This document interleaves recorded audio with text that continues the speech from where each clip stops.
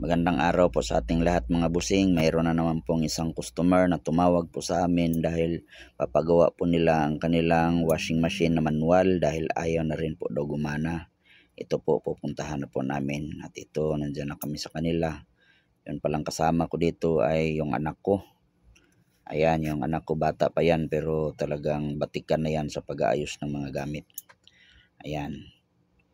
At ang problema pala ng washing nila ay kinakailangan ng palitan ng motor dahil nasusunog sa kadahilanan ng nag-leak yung kanilang gearbox. Kaya papalitan na rin namin ng gearbox kasi kung papalitan natin ng motor at hindi natin siya pinalitan ng gearbox, useless po.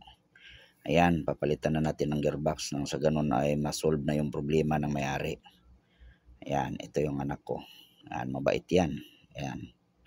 Pagka halimbawa mayroon po kayong ipapagawa, pwede niyo pong dalhin dito sa shop namin sa may Muhon, Talisay. Ayan, dito sa may Purok Kamunggay. At yung anak ko, yun yung mag-i-entertain sa inyo. Ayan, papalitan na namin ng motor.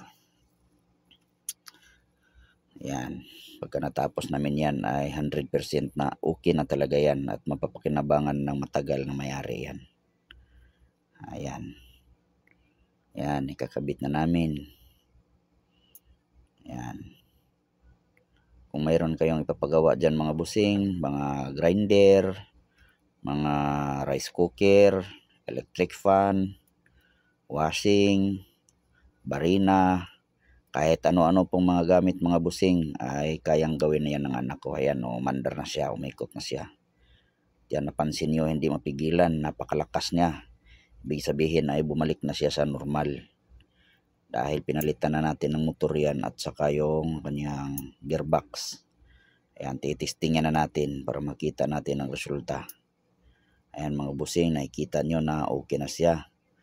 Maraming salamat po mga busing sa patuloy ninyong pagsuporta at panonood sa amin pong video na ina-upload.